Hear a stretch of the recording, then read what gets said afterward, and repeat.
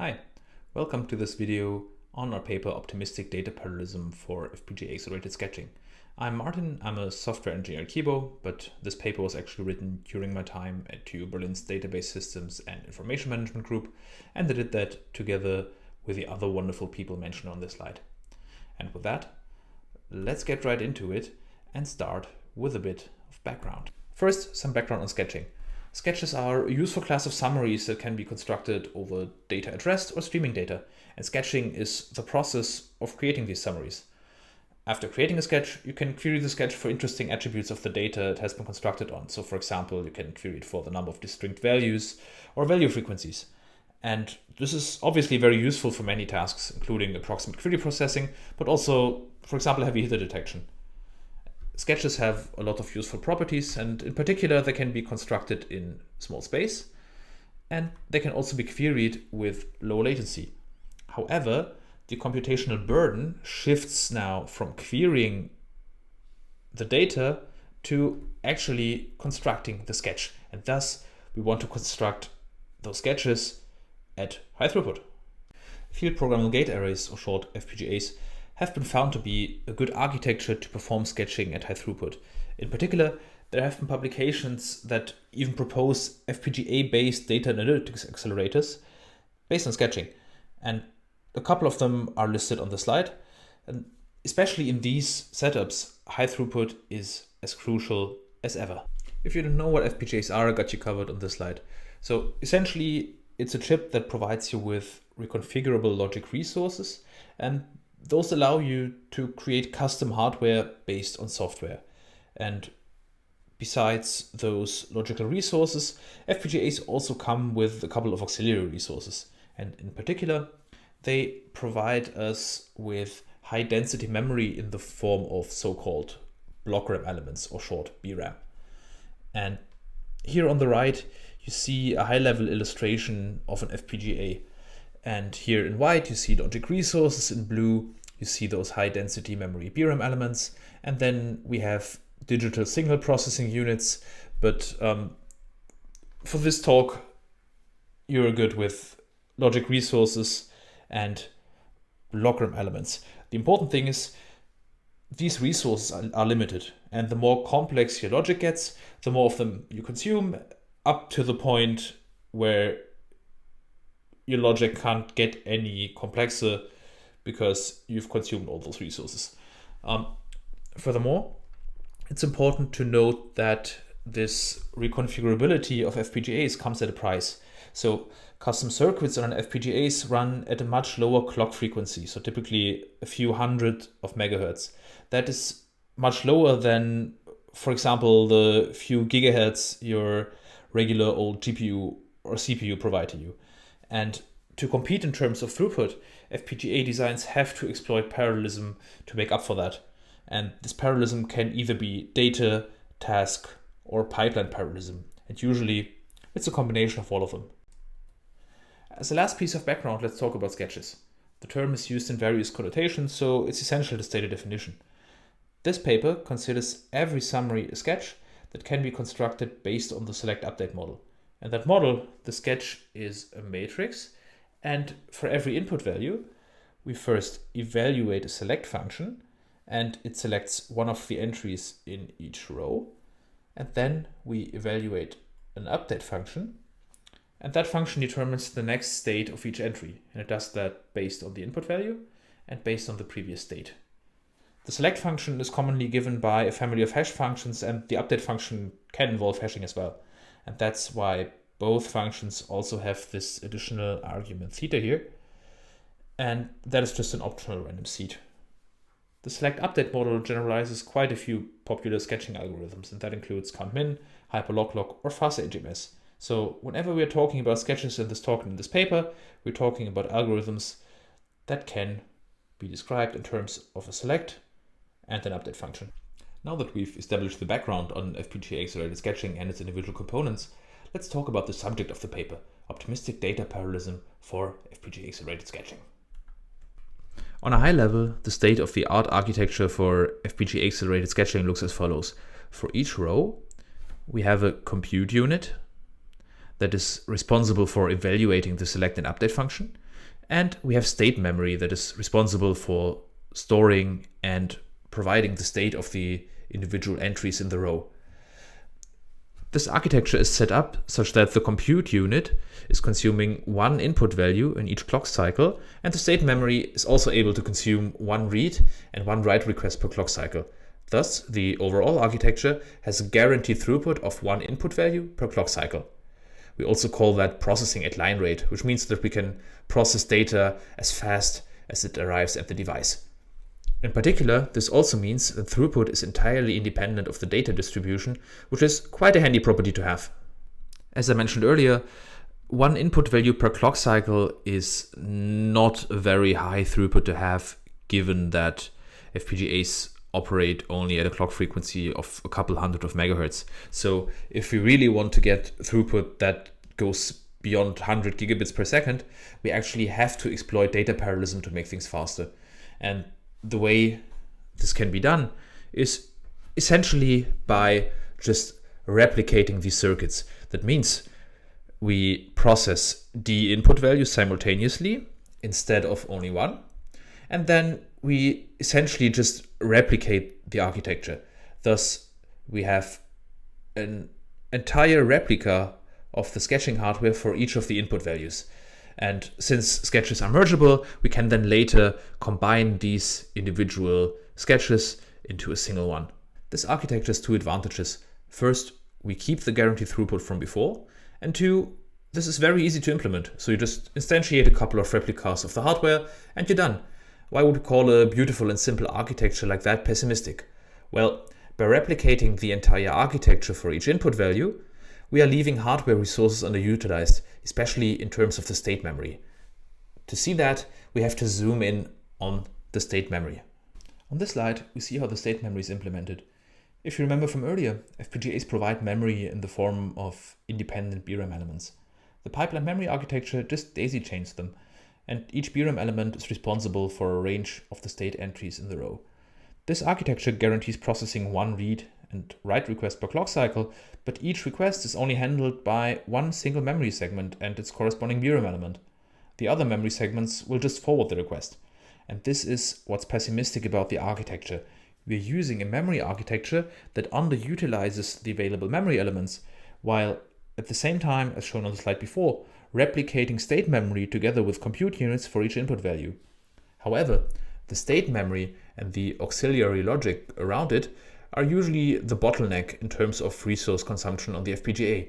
And this is the motivation for proposing an optimistic architecture for FPGA-accelerated data parallel sketching. We were asking ourselves, can we do better? To reduce resource consumption, we would much rather have one single compute unit that consumes all of the D input values together and have one single state memory that's shared among all these input values. And as we introduce a shared resource now, there can be resource conflicts that require resolving. Thus, we need a mechanism that tells the outside world to stop sending us new data until these conflicts are resolved. This is called stalling the architecture, and we have added this ready signal here, and it essentially tells the outside world, okay, we are ready to process data, or please stop for a while because we are stalled. Of course, this wouldn't work with the state memory that I showed you earlier, because this state memory can only process one single read and write request per clock cycle, and an architecture that would use a state memory like that would just be hopelessly overloaded by the requests coming in from multiple simultaneous input values, and thus the architecture would be stalled all the time. So we have to come up with something smarter for the state memory. To solve the issue, we are not using a single state memory, but rather several instances of state memory that operate independently, so-called banks. Each bank handles a different range of offsets, and now the architecture can actually process several memory requests in parallel, given that they are not trying to access the same bank. In this case, we have twice as many banks as input values, which the paper shows to be practically the best setup. To solve this, we extend the compute unit by dispatch logic that assigns each request to the corresponding bank. And furthermore, we add queuing after dispatching to avoid us from having to stall right away every time more than one request is issued to the same bank. And now the architecture is truly optimistic because it's not replicating memory anymore, while at the same time allowing for conflicts and hoping they aren't happening too often. However, if we have a skewed input data distribution, we can still end up in a situation where the architecture is stalled because almost all of the requests will hit the same bank. And as real-world data tends to be skewed, we propose an additional solution to deal with skew and heavy hitters. This additional solution requires us to slightly modify the select update model by splitting an update into a map function that computes an increment and a reduce function that combines these increments with the previous state of the entry in the sketch matrix. This reduce function has to be associative commutative and there has to be an identity element. Now, in practice, this is not really a restriction because the presence of such a map and reduce function follows from sketches being mergeable. The reduce function is the key to our merging techniques. We can not only merge increments with previous state entries, but we can also merge increments with increments. You see an example for the count min sketch here. We have offsets coming from the select function, which is just a hash function, and increments coming from the map function, and those are just plus ones. And now we can merge the increments with the same offsets. And we can do that in a merge tree and just use the neutral element for all increments that don't share the offset. And in this case, we can actually apply a single update to the sketch matrix instead of applying 3 of them. Thus, this technique allows us to take pressure off the individual banks in case of skew by reducing the number of requests the banks have to handle. Finally, let me show you the optimistic compute unit in a bit more detail. Now here we have an example with 2 input values, and first we evaluate the map and the select function, and then we pass the offset increment pairs computed to the horizontal merger, and horizontal merger is just buffering the offset increment pairs and merges increments with the same offset and passes them further down the architecture. Then the dispatcher takes over and assigns the offset increment pairs to their corresponding bank, and then it puts them in a queue. And then we have a vertical merger for each of the banks, and the vertical merger just checks the queue heads and also tries to merge increments with the same offset when popping elements from the queues. And then finally, the requests containing the offset and the increment are then forwarded to the bank. Now, let me highlight a couple of findings from our evaluation. First, let's talk about stall rates. That's the share of clock cycles the architecture is not doing useful work because it's resolving conflicts. We have computed that value here with a simulator, and bank memory alone is really good with uniform data. So what I show you here are the results for Zipf distribution. That means that the data is skewed. Now, we ran our experiments for different number of input values, and on the y-axis here you see the stall rate, and on the x-axis we gradually increase the amount of resources we invest into merging. So in the beginning here you see that we have no mergers at all, and there the architecture is barely doing useful work, so we are stalled like a significant share of clock cycles. Then if we add a vertical merger, this already drops significantly, and then if we gradually increase the buffer for the vertical mergers, we can even get rid of the stalls altogether, which is quite a good result. And in the paper we tested real-world datasets as well, and they essentially allow for the same conclusion. So if we invest enough resources into merging, we're actually able to prevent stalls almost entirely. Now that we've convinced ourselves that optimistic data parallelism with banking and merging works well in terms of simulated stall rates, let's check if the architecture works as good in an actual application. We use an approximate preprocessing application based on variations of the count min sketch, and it tracks count, sum, min, and max over input data sets consisting of key value pairs. We implemented this on Xilinx U250 data center accelerator. And now that we've seen that an optimistic architecture serves us well in terms of sketch size and accuracy, let's look at the throughput of our implementation compared to an implementation on a high-end GPU and CPU over various datasets. We see that we are able to outperform the CPU and GPU baseline by roughly 2x. We're actually able to make up for the smaller clock rate of the FPGA by aggressively exploiting parallelism.